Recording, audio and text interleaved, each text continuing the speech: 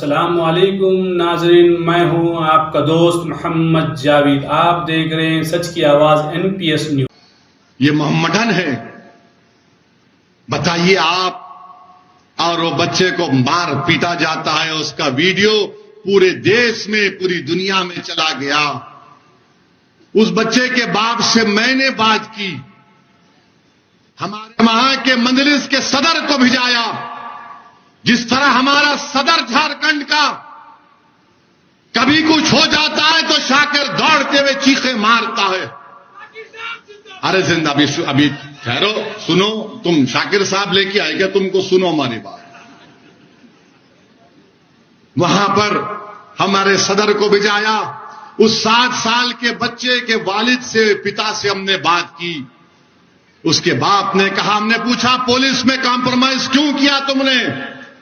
تو انہوں نے کہا کہ کیا کرنا اویسی بھائی، ہم کو یہ بتایا گیا کہ گاؤں کا ماحول خراب ہو رہا ہے، ہندو مسلم نہیں ہونا چاہیے، اسی لیے ہم نے کوئی کمپلین نہیں کی، ہم نے اپنے بچے کو اسکول سے نکال دیا.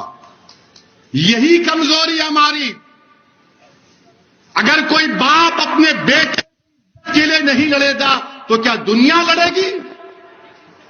کون لڑے گا؟ ہر ایک باپ ہی تو لڑے گا نا اپنے بیٹے کی عزت کے لیے. مگر اس باپ کو بھی معلوم کہ BJP کی سرکار ہے، مودی پردھان منتری ہے، یوگی مکھیہ منتری ہے، مجھے انصاف نہیں ملے گا.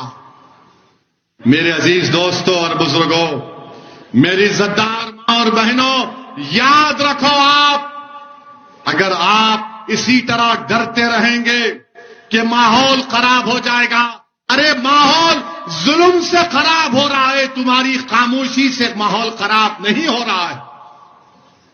اگر وہ باپ اپنے بیٹے کی کمپلین نہیں کر سک رہا ہے، کیونکہ یہی سیکولرزم کے چودھری ہیں، یہی جو سیکولرزم کو لے ڈوبے اس دیش میں، اس نے جا کر اس بچے کے باپ سے کہہ دیا کہ تم کمپلین مت کرو، گاؤں کا ماحول خراب ہو جائے گا. ارے ظالموں، اگر تمہارے بیٹے کو مارتے تو تم خاموش بیٹھتے، کیونکہ مار کھانے والا 7 سال کا بچہ میرا بیٹا تھا، میری اولاد تھی. تو تم میں اتنی ہمت آ گئی کہ تم مجھ سے آ کر کہتے ہو کہ تم ماحول کو خراب ہونے مت دو. اگر کسی رانچی میں یا اتر پردیش میں یوگی آدتیہ ناتھ کے پوسٹر کو پھاڑ دیا جائے گا یا مودی کے پوسٹر کو پھاڑ دیا جائے گا تو کیا کرو گے؟ پولیس دوڑتے ہوئے جائے گی اس کے گھر پر، اس کے گھر تک بلڈوزر لے کر جائے گی. مگر بھارت میں، ہمارے وطن عزیز میں، ایک باپ سے کہا جا رہا ہے کہ تمہارے بیٹے کی کوئی عزت نہیں ہے، اگر اس کو اسکول میں تھپڑ مارتے ہیں تو تھپڑ کھا لو، مگر ماحول خراب ہونے مت دو. میں آپ سے کہہ رہا ہوں، ماحول خراب ہوتا ہے تو بھاڑ میں جائے.